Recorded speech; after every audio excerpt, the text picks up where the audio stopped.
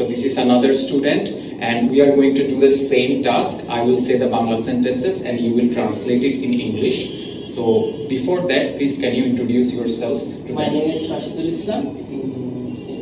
Here is my instructor. Let's begin. Okay. So আমি চা খাই।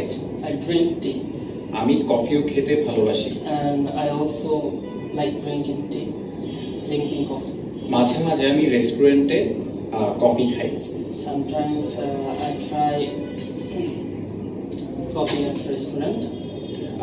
কিন্তু বেশিরভাগ সময় আমি টং দোকানে চা খাই। But most of the time I drinking tea at the roadside tea stalls. এটার কারণ হলো আমি মনে করি রেস্টুরেন্টে চা খাওয়া শুধু ওয়েস্ট অফ মানি।